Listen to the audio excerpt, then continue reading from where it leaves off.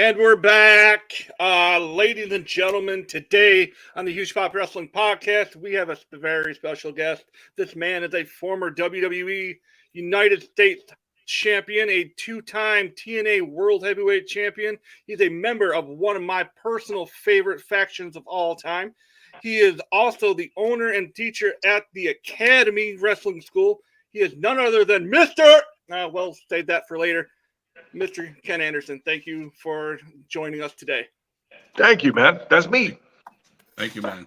So hey, want to lead off with questions, Matt? Yeah. This one's going to be really simple. Who or what made you fall in love with pro wrestling? Really simple answer. Steve Austin. Yeah, I remember. I was sort of a wrestling fan back in the '80s. When they would have like Saturday Night's Main Events. Every once in a while, my dad would let me watch it. But I just, there was a certain age where watching cartoons wasn't cool anymore. And at least in my school, watching wrestling wasn't cool anymore. And I just sort of fell into that. I fell off and I didn't get back on until like 97 when Austin was just starting to become really, really hot.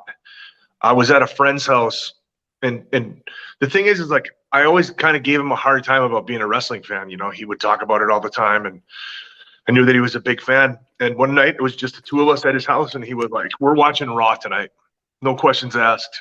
And I watched begrudgingly, and I saw this bald son of a bitch drive to the ring in a pickup truck with a 6-pack of beer on his lap. And just his whole demeanor, the way that he carried himself, like, get the hell out of my way to the camera guy. And I was like, okay, all right, that guy's cool. But everything else still sucks. It's fake wrestling. And then every week I started watching just to see what he would do. And then, well, Undertaker's kind of cool too. And then, it just I slowly but surely got sucked into being a fan of everything. And then once I became a fan, I was like hooked. I remember going to work. That's all we would talk about for hours and hours. We'd call each other because I worked at a nuclear power plant as a security guard. And we had these different stations, and we'd just call and talk about what happened on Raw. So yeah, Austin. Okay. So when you got into the business, Mr. Anderson, what was the biggest misconception of the business when you had? Well, I think people who are interested in getting into the business, like, it's not real, right? We're working together. It's fake, so to speak. I get that. When people say that, it doesn't offend me. I understand it. I mean, it is like, we're telling stories of good versus evil. But you still have to put in a lot of work. It's still very competitive, and it's very real in the sense that, like, you still have to be an athlete to a degree. If nothing else, you're portraying an athlete, right? So you have to be able to, do things. And I would say this: you don't necessarily have to be a body guy anymore to be in this, or ever really. You don't have to be somebody that looks like Ultimate Warrior to be successful in this business, but you do have to be in shape. Kevin Owens, Samoa Joe, they don't have abs and 6-packs, but they can get in the ring and go for an hour. Every night they could do an hour, and they'd be fine. Yeah. Okay. Yeah, that's something big. If I will say, looking at a lot of the guys that came out of Ohio Valley Wrestling, like around early 2000, specifically 2002, you've got you've come out alongside people such as like John Cena, Randy Orton, Shelton Benjamin, Brock Lesnar. Like, who are some of those people that you I'm sorry, words aren't coming through to me. It's like, who are some of your like favorite wrestlers who have come out of that time time period to work with? Who are your favorites? Bobby Lashley comes to mind.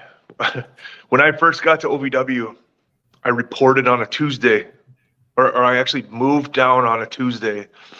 I called Dreamer and I said, "Hey, I'm in Louisville. Can I stop by at some point?" And he thought like I was just there searching for an apartment. I was like, "No, I'm moved in. And he goes, "Oh, well then you can start tomorrow. Go to TV and introduce yourself." He goes, "Go knock on the back door. Somebody will let you in and just say you're here." And I went. I knocked on the door, and I was pretty jacked at the time. Like I was, not like I am now, but I was in a pretty good shape. And I remember I knocked on that door, and fucking Bobby Lashley opened the door, and I just remember thinking, God, I'm in trouble. Like I'm not gonna make it. Because he just, Bobby doesn't look real. Bobby, a boogeyman. There was a guy, Paul Burchill, who I think was, really awesome. There were so many people that were the tag team, Johnny Nitro, Eminem, right? Yeah. Joey Mercury, Johnny Nitro, like those guys were awesome. It just felt like everybody there had the potential to go up to the active roster. And when Paul Heyman and like, to be fair, people were like trickling up, every once in a while. But when Paul Heyman got there, it was week after week after week. It was just constantly churning out new talent, and he was coming up with ideas for people. It was really cool time. So you mentioned Paul Heyman. You are considered the first or one of the first Paul Heyman guys. What is in your? Do you have any interesting Paul Heyman stories, like funny or just stories that would be something that you want to share? Yeah, Paul changed my life entirely. I was at OVW for 5 months or so, and I was working hard, but I really wasn't finding my groove. And this is not a slight against Jim Cornette, but like Jim just didn't see in me the same things that Paul Heyman apparently saw in me. He was just like, he's a guy, he's got a good look, but where do we go with this? What do we do with it? And so I was just sort of every week, or it wouldn't even be every single week. It would be like, every other week I would get a match on TV, and it would just be against a random opponent. No storyline or anything like that. And when he left, when he got fired and Paul Heyman came in, Paul pulled me aside. He said, "I want to talk to you in the office." And he said, "You're the next guy out of here."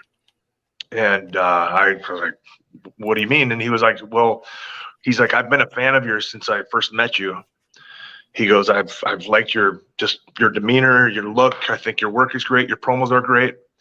He said, "I'm going to do so much stuff with you over the course of the next few weeks that they will notice you. You will get called up."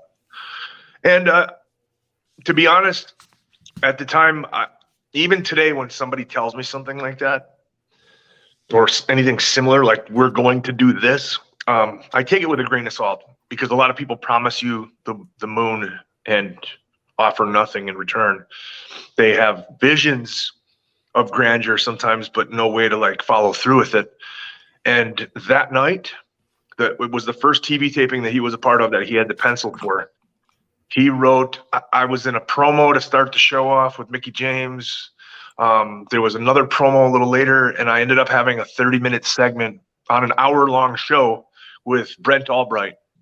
And I think that was when he said, "I want you to go out there, cut the ring announcer off, dress him down, and then do your own intro." And that's when I did that. I said my last name for the first time. And when I came back to the curtain, people were like, yeah, I just had a 30-minute match with Brent Albright. And they were like, dude, when you said your last name twice, man, that was fucking awesome. I'm sorry, can I swear on here? Oh, Yeah. you're fine. Yeah, you're fine. Okay. You're good. You're good. So, and it was like he did exactly what he said he was going to do, and every week I was getting tons of TV time, and he was really creative. And 5 weeks after we had that conversation, Tommy Dreamer called and said, hey, they want you to come up to Raw or SmackDown this week.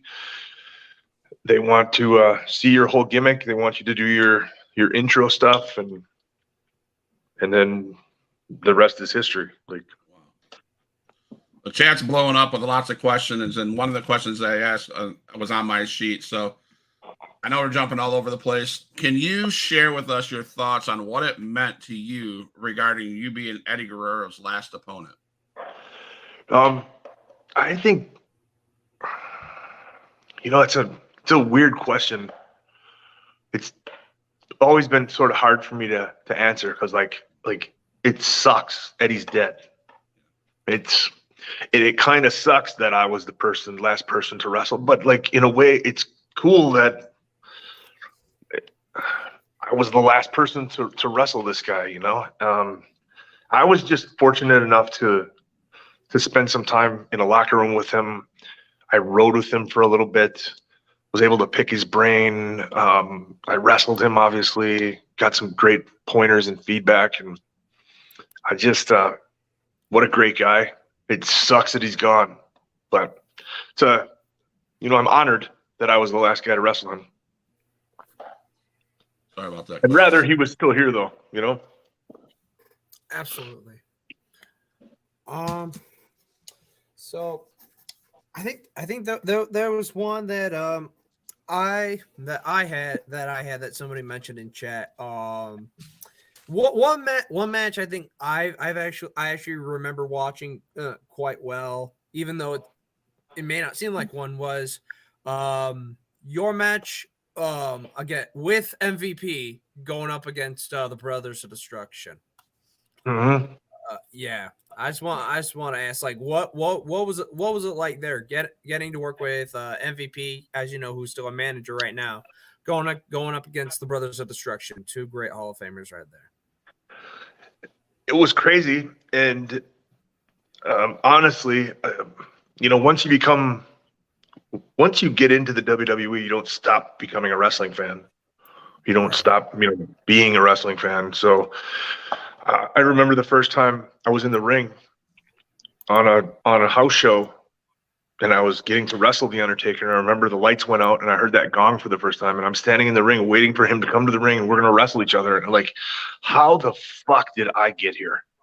So it's still, it's like just this unlikely scenario. This is a guy that I've been watching on TV for years. This is The Undertaker. How is this happening?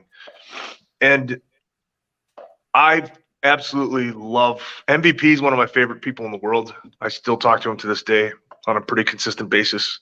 And just being able to like work off of each other. We had that like sort of reluctant. We didn't like each other. Our characters didn't like each other, but we had to be a tag team because Teddy Long kept putting us in these scenarios, and we just had so much fun. And we were married. MVP and I were practically married to Undertaker and Kane for like at least like 6 months to a year. We would do all the house shows. After Raw or after SmackDown, oftentimes they'll have what they call like a main event dark match. So it's I don't know if you guys are familiar with that, but like it's just a match that just goes out to the house. And oftentimes it's just to send people home happy. You just want to give them some stuff that they want to see that makes them say yay and go home with a smile on their face, especially if the show ended on a negative note. And I remember like MVP and I used to, one of them would do the stereo choke slam tombstone. Well, the choke slam is, I don't want to say hard to take, but like it hurts way more than the tombstone. The tombstone's just like, you just go for a ride. You're upside down. He takes care of you. But the choke slam, you got to jump. You take this big bump. So MVP and I used to rock, paper, scissors every night to see, all right, who's taking the choke slam and who's taking the tombstone. Nice. And what a crazy thing too that I remember, and as I'm sitting here today, out of the company, right? Been out of the company since 2009. I remember almost being like, because being on the road is exhausting. You would have 3 days of house shows, TV day. It's from noon until like 10 o'clock at night.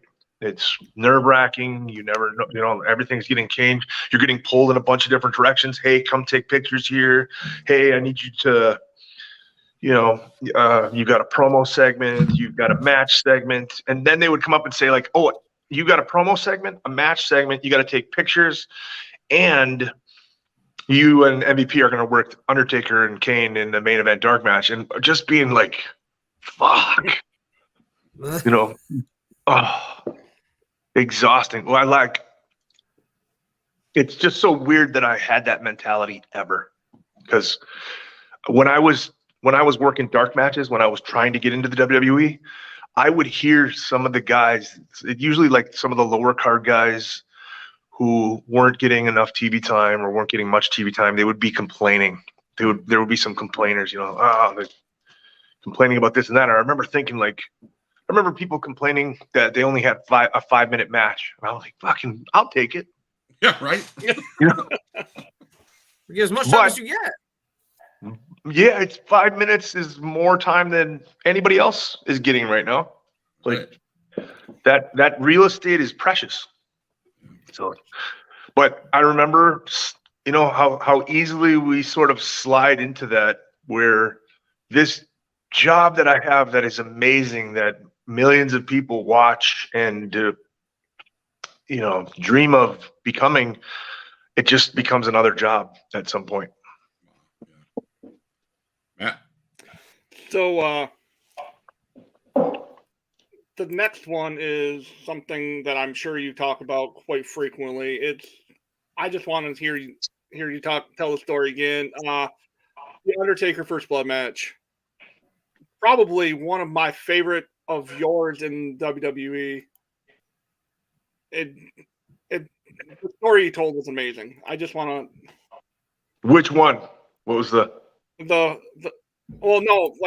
that match at Survivor Series. I feel you guys told an amazing story in that. Oh, gotcha. Take us through that match in and of itself. Take us through that match, I guess. Well, rewinding a little bit, I had a match with Batista at the Great American Bash. And, it was originally supposed to be Batista and Mark Henry. And Mark Henry hurt himself, needed surgery, and they slid me into that position. I remember not being sure how, is this just going to be kind of a squash match?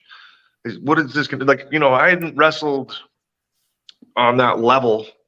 I had wrestled and defeated a bunch of, former world champions, but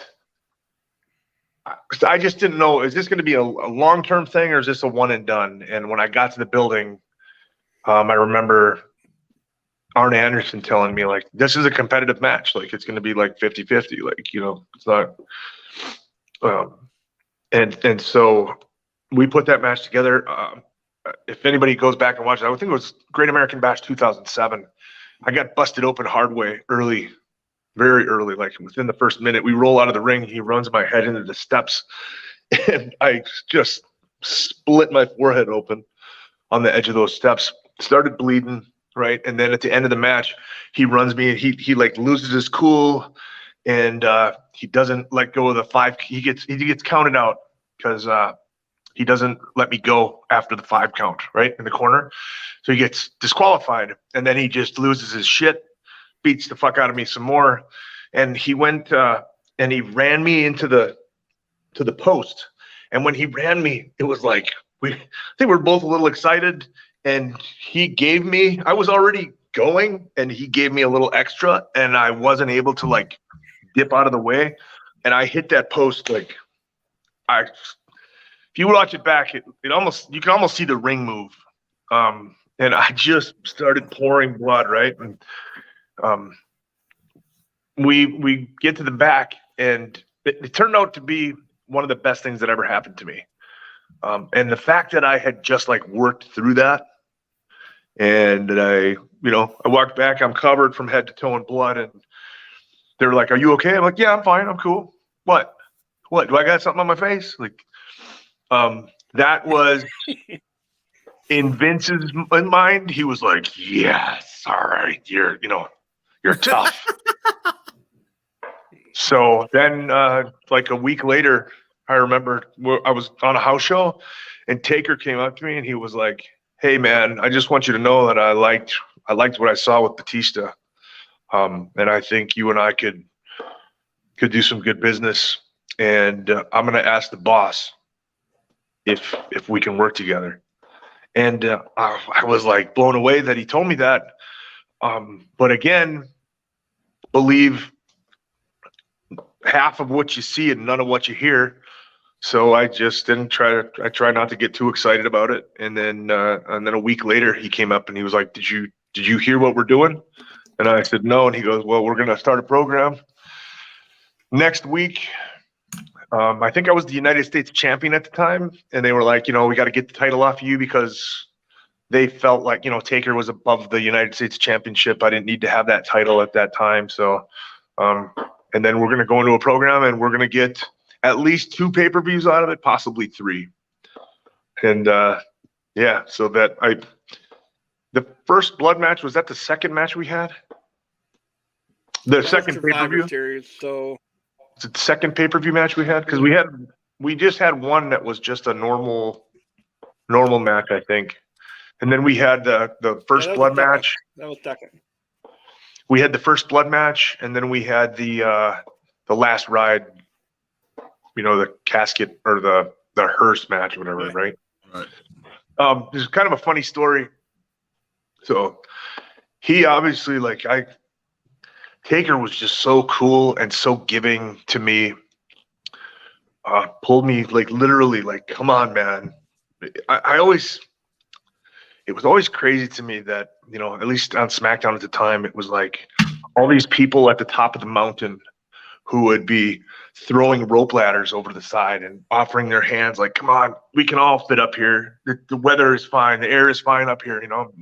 Very helpful. And remember, we were in the middle of the match and we had some stuff planned out, but every time I worked with Taker, we just called a lot of stuff on the fly. And we were out there, and he was down on the mat, and he goes, "Give me a pile driver." And I'm like, "Okay." And I pulled him in, and I thought he's gonna backdrop me out of this. He's not gonna have him pile drive him. But we hadn't talked about it, nothing. And I pull him in there, and I'm sort of waiting for him to backdrop me out of it. And he goes, "Give it to me." And I went, "Oh, okay." And I fucking picked him up and made sure it was nice and tight, and boom. Well, we get to the back, and I walk through the curtain, and Vince goes, "Just come here." And I went over, and he said, "Look," he goes, "I know that wasn't your call. I think oftentimes he's too giving. He really wants to put you over, but I don't think that was necessary." And he's like, "I don't ever want to see that again." He goes, "There's only 2 people that I allow to do a pile driver on this show, and you're not one of them." But he was he wasn't mad at me. He knew that it was Taker's call in the first place. So just kind of funny. Crazy. I know we've talked about Matt mentioned that you run your own training school, the Academy. So can you talk to us a little bit about the Academy? I watch it on Instagram all the time. You go live, I think, once a week on Instagram. Dude, you're in shape. I got to tell you that. The way you move in that ring with those guys that you're training. So can you tell us a little bit about your training camp and how that's going? And yeah, I never thought that I would get as much enjoyment out of helping these people. And I just try to I try to understand that like everybody learns at a different pace, and I try to be accommodating as accommodating as possible, and just teaching them the basics and giving them a solid foundation. Because like I think once you have this is cliche, right? Everybody says it, but like when you have that solid foundation of certain patterns of movement, then everything else maps onto those. So if you get the easy stuff down pat, then that's when you can start like expanding and branching off and doing different moves. So we got a new class starting Monday, and we usually run a class. We'll run a class for 3 months. So right now, tuition covers 1 year of training at the academy. We run a new cycle every 3 months. So I'll have somebody come in, we'll go through all the basics, we'll learn everything, and then they'll usually go on to the advanced class and then or recycle. And actually those people then sort of help out with the next cycle of people that come in, because I feel like they say that you don't truly know how to do something, you're not good at it until you can show others how to do it. And I feel like just helping out that next cycle really helps them in the long run. Right. So yeah, I mean, we train 4 nights a week right now. We used to train 5 nights a week. We would have Mondays and Wednesdays are beginners, Tuesdays and Thursdays are advanced, and then which you see because I post those. Sometimes I post Tuesday and Thursday. Like tomorrow night or tonight, we'll go live again at about 8:00 with some matches. And then we would do promo class on Friday and film review. Like we pop in. Like one of the things that I really want to do right now is go over that match that Sami Zayn and Roman Reigns had at Elimination Chamber, because I think it was absolutely magical.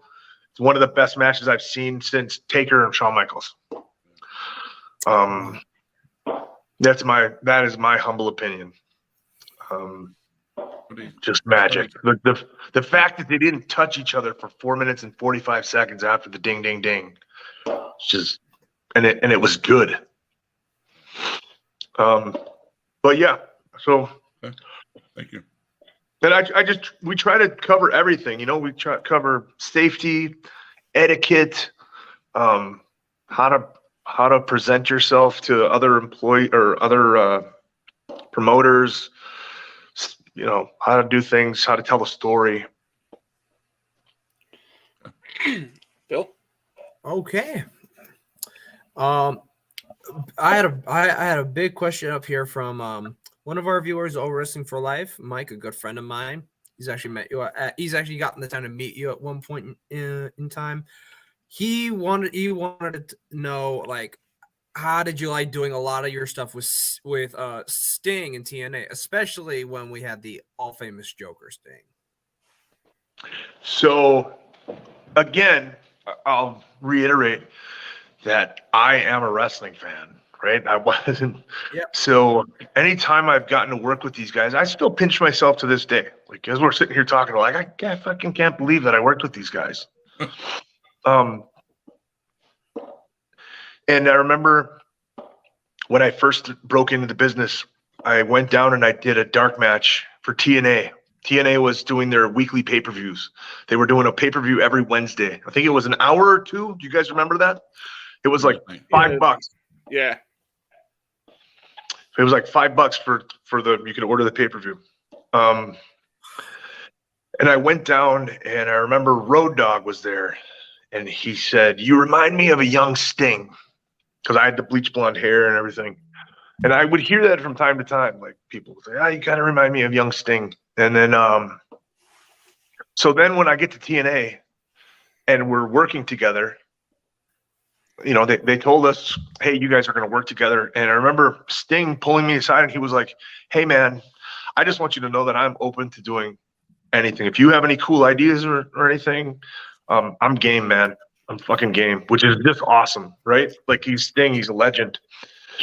And I said, actually, what if I dressed up as you, like when you were Surfer Sting? And he fucking loved it. And the icing on the cake there was I ended up dressing up like him like 3 or 4 different times. Mm-hmm. And he brought his old gear. So it was actually Sting's old wrestling gear that I was wearing, Awesome. which is, by the way, like, he's way bigger than I am. So it was like, yeah. And then who better to do the face paint? Like, he knew how to do the face paint. So here we are sitting in the back in our locker room, and Sting would paint my face to match whatever gear I was wearing.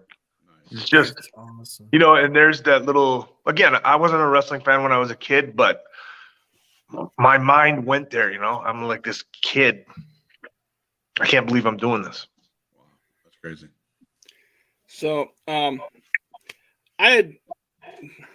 one that likes to ask weird and kind of obnoxious questions at sometimes. There's the rumors about John Cena and Randy Orton being the reason for your departure of WWE. Is there any truth behind that, or is that like typical WWE rumors, complete bullshit?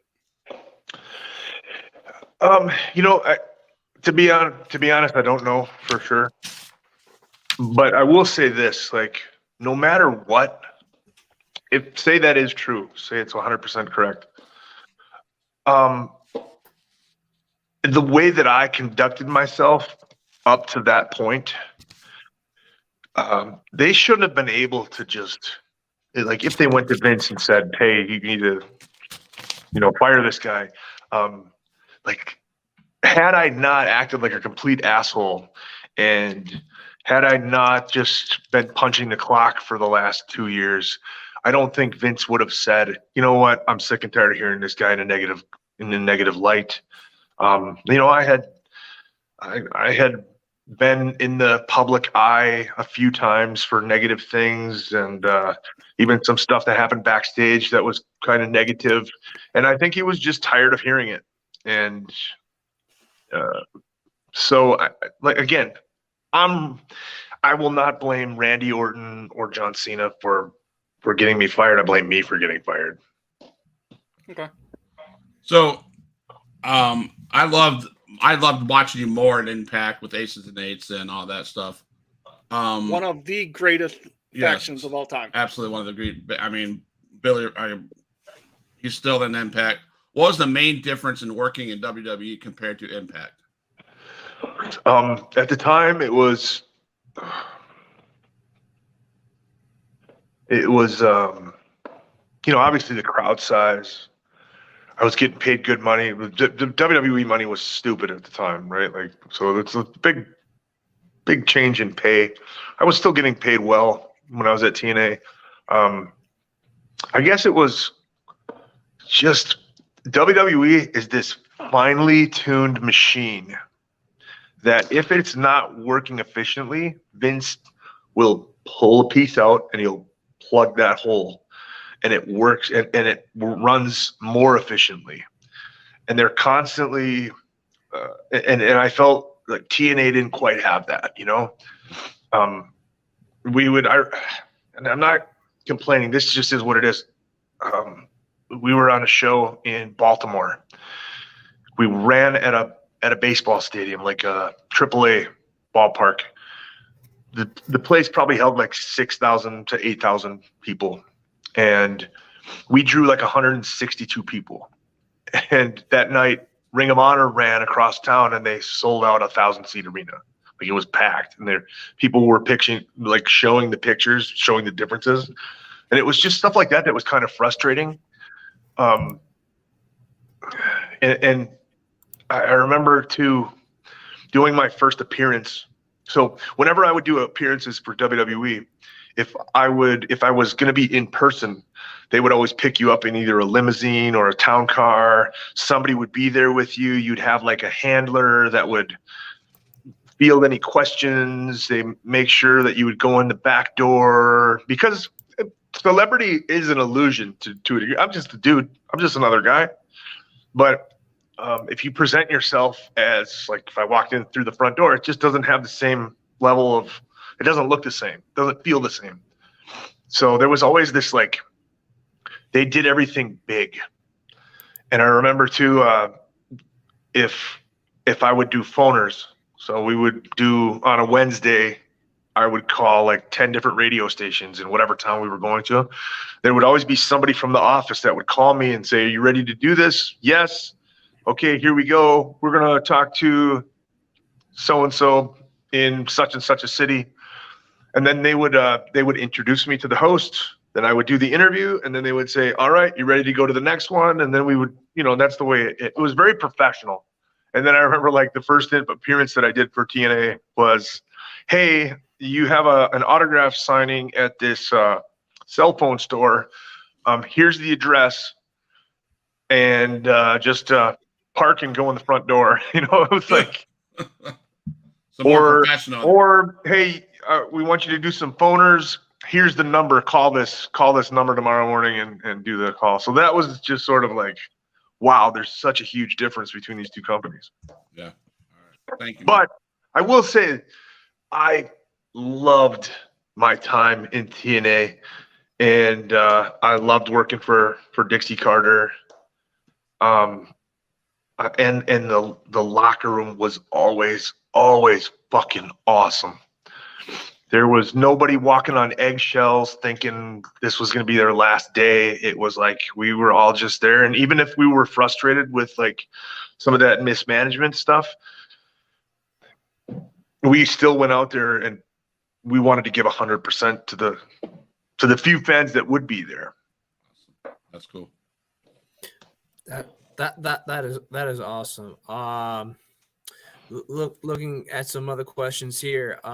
Seeing that I won't forget one match I know of yours that I've watched time and time again that for me I always get excited whenever I watch it. It was your match with Jeff Hardy for the TNA Championship at the time. I just want to say what was it like going through that match and just the overall thought of it? To be honest, I don't remember the match. There's so much stuff that I've done in the business that I remember I wrestled Jeff, but I don't remember what we did. Okay. And sometimes I'll watch, like, my wife wasn't a wrestling fan. She never watched when I was on TV. And she wanted to sort of like, "Hey, I want to see what you did." So we went on Peacock one day and I found out whatever the first date was that I debuted on SmackDown, and we started watching SmackDown, and we did like it was like a full year. And there were times where, like, I don't remember, I have no recollection of this match ever occurring. It was just kind of crazy. But I will say that Jeff was definitely one of my favorite people to work with. He was always super, super giving, always innovative. He was always like, "What can we do that's a little different?" Cool reversals, and just, he's always looking at too. He would tell me, one of my favorite things that Jeff Hardy would say to me was, "You shine when you sell." Those baby faces want the crowd to like them, and he would always he was so good at getting sympathy from the audience, and he would come up with interesting ways for me to kick the shit out of him, for him to be fighting from underneath. And I just thought that was so cool. And I tell my students that all the time, like, sell. If you want people to get behind you and have sympathy for you, and that's what we're looking for. We want, as a baby face, you want the crowd to sympathize with you. Like, come on. And Jeff Hardy was one of the best examples of somebody that does that very well. All right. I'm going to pull my next question from the chat. Did you prefer the WWE style ring or the 6-sided ring? Like, what's your? Definitely the WWE, the 4-sided ring. it was the ropes in the six-sided ring are really tight. I like using WWE uses real rope. So I mean the whole thing is that like running the ropes is you're trying to get momentum to either slingshot yourself into your opponent at a higher rate of speed, or you're trying to get your opponent to come back at you so that you can hit them. And using that like that elasticity. So when the ropes are like cables that don't give any, it's just it kind of ruins the illusion for me. I like seeing the ropes give, and you get that slingshot effect. I will say that the main difference is like there's a lot more room, a lot more real estate to work in the six-sided ring. WWE always uses a 20-foot ring, and TNA and most other companies, pretty much everybody uses an 18-foot ring. Oh wow! And I really, it takes a little getting used to, but that 20-foot ring is just like a lot of times when you're in an 18, you got to figure out like how do we make this look good because we're in a tighter space. You have to like have these different adjustments, whereas like 20 feet, you have more room to play. So I prefer the 20-sided ring. I prefer the WWE ring. I prefer ropes. And the six-sided ring was super stiff. I live in Florida and I follow independent wrestling. I'm a huge independent wrestling fan down here. I follow XIW with Adrian Whisper, blah, blah, blah. Is there any independent talent that is coming out of your school, your training academy, that us wrestling fans need to look out for? And if so, can you drop the name so we can watch for him and see what goes on with them? Yeah, I mean, I definitely think we've had some great talent come out of the school. Darius and Dante Martin are at AEW. Like they came out of our academy. Darius was our first graduate. They've kind of already made it. Then there's another local guy named Brandon Gore, Riley Jackson, Levy Cruz, JDX, Rampage Santana, the System, Drew Cipolla. Like these are all, they get it, and I think they could go far. And there's a new tag team that I just trained that just started having matches in the last year. They actually just graduated. I graduated from the academy. Alex Finley, the seasoning Alex Finley, and Prince Devo Knight are like, they're really young, they're really green, but they really get it, and they're good people too. So I think they're going to go far. Awesome, thank you. Oh. I'm probably, and honestly, like I'm probably forgetting a handful of people, and to them I apologize, but that's off the top of my head. Those names stand out to me right now. Well, I love watching Instagram. I'll put that thing on, and we're watching TV. I'll just have that up there, and you do amazing stuff with those young people. So I appreciate that. Thank you. Actually, I wanted to say I was just talking to Vince, my producer on that Twitch channel. I think you guys know him. He's going to actually, he was in the business for several years. We're going to do things a little differently on Tuesdays. We're going to start next Tuesday where Vince and one of his friends are going to do color commentary throughout the matches. That'll be awesome, man. And then lay out, and I'm going to go through the critiques and stuff like that. So there'll be like color commentary throughout the whole process. It won't be just interesting. Yep. Yeah. Interesting. Thanks for that. Yep. That was all Vince's idea. So. Wow. Well, okay. So going back to something you said earlier, you mentioned the Sami Zayn Roman Reigns match at Elimination Chamber. How much you really liked that? Have there been any like I guess like wrestling like any matches from wrestling pay-per-views or from any other different promotions that recently that you really give credit to right now? Like Man, that's a tough one. I don't watch a whole lot of wrestling right now, honestly. Like I usually only watch if somebody will say to me like, "Hey, this so and so had a fucking phenomenal match. You got to check him out." That's generally when I'll look. I know I've seen some in the last couple of years, but I just can't put my finger on any of those at this moment. It's all right. So my last question before or for the last go around here, what was your absolute, like, through WWE and TNA, what was your like favorite match that you worked? Like, what was you stand by that as the best match that I had?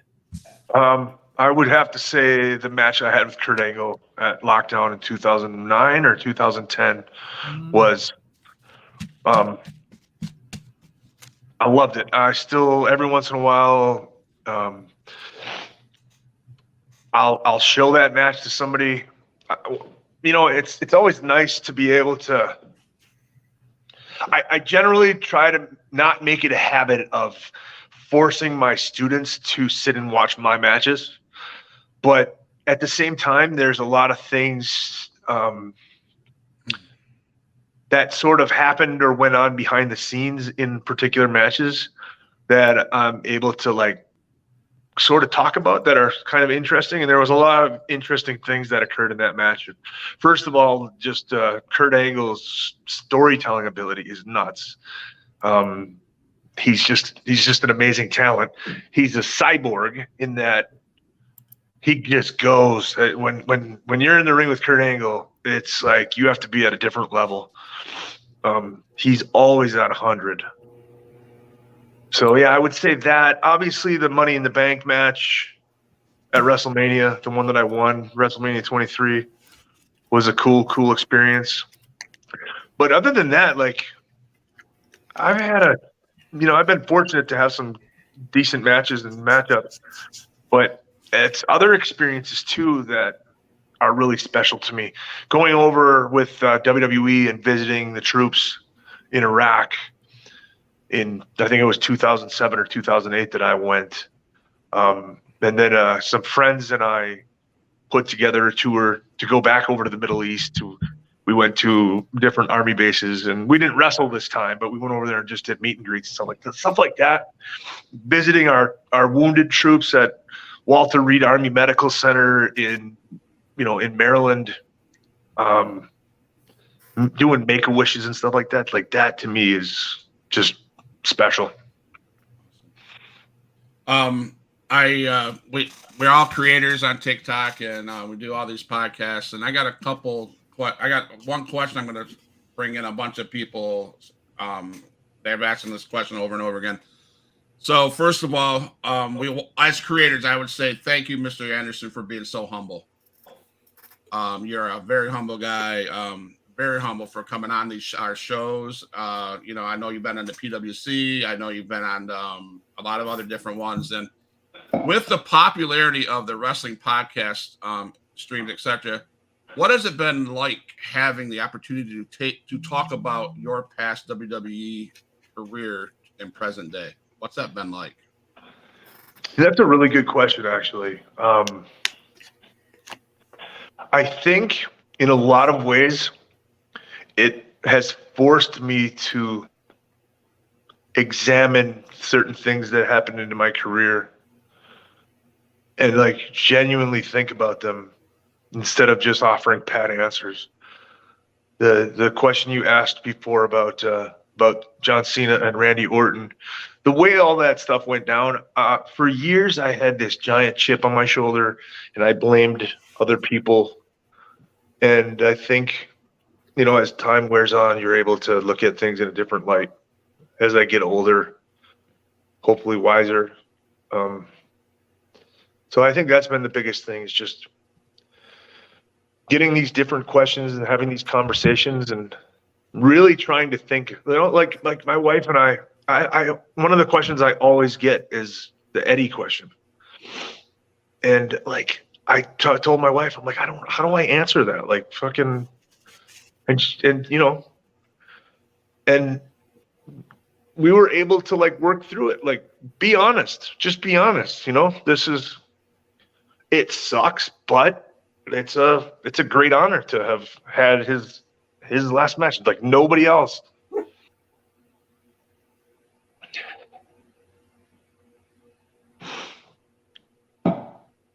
Sorry.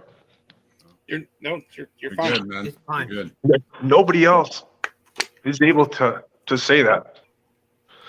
Fuck, I don't know why that got me.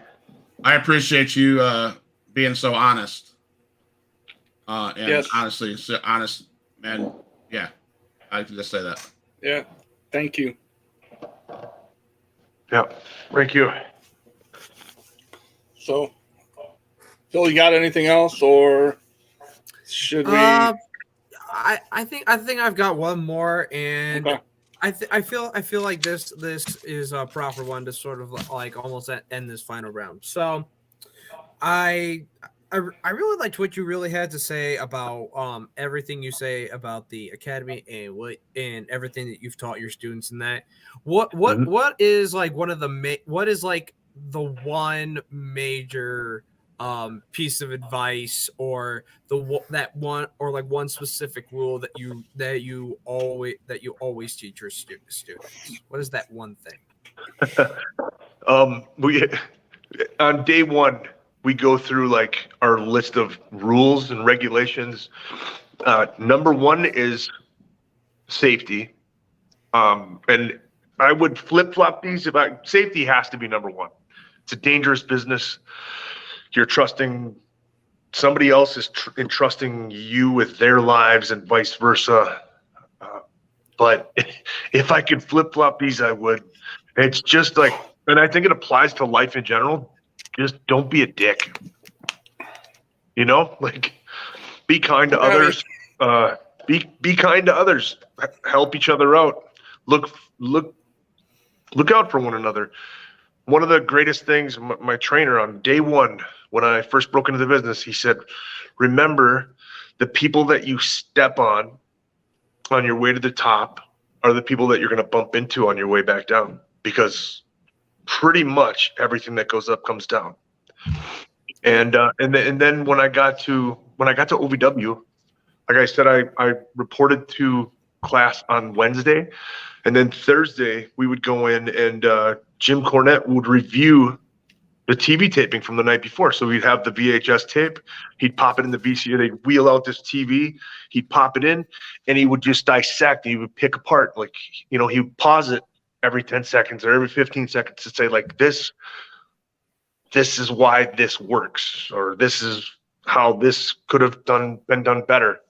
And he said on that day, and it was something that stuck with me, was if you know of somebody who this company would benefit greatly from, like if you know somebody that's talented, that would be a good addition to the roster, and you don't go out of your way to help them, to try to get them noticed, he said, you might as well admit to yourself and the rest of the world that you're the shits and that you're worried that somebody else is going to take your job. Because if you're confident, if you do everything that you're supposed to do, you're going to be okay.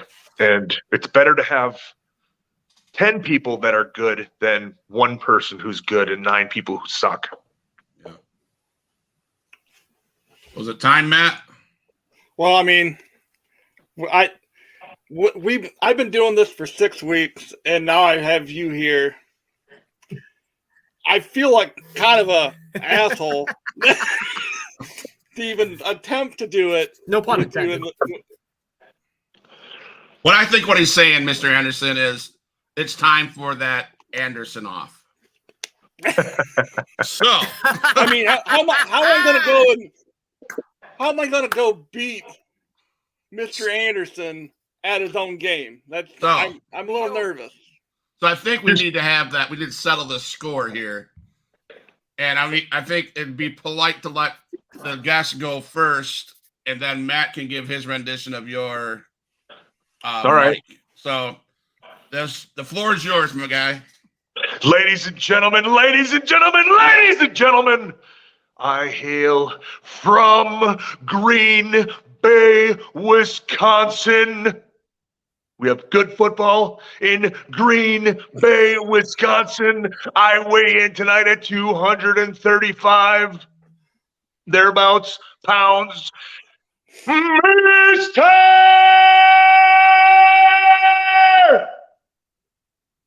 Anderson.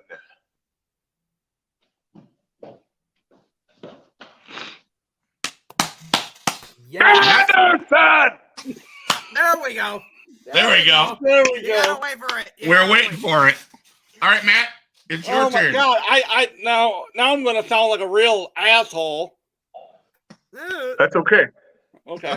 So go ahead. It's yours, Matt. You got this. He'll Hold on. critique you at the end. Don't worry. No, Yeah, no well, pressure yeah. now. No pressure now. Take a swig Oh, for the yeah. working man. Weighing in tonight at an absolutely freaking astonishing 236 and a half pound. He hails from Green Bay, Wisconsin. The Packers are all right. They got beat by the Lions, but that's all right. He is Mr.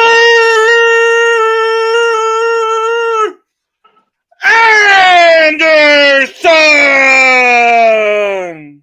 Wait for it.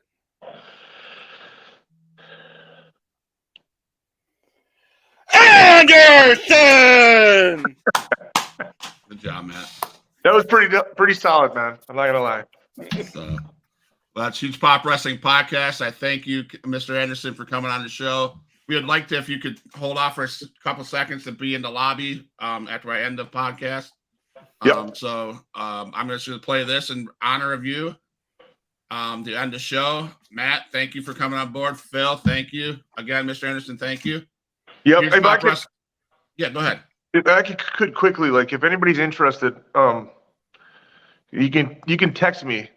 If you're interested in wrestling, if you're interested in going to a wrestling school, text me 507-722-2776. That comes right to my phone, my wife's phone. You said that too. And I will say that, like, if not everybody can live in the Twin Cities where we're located, not everybody can just pick up and move.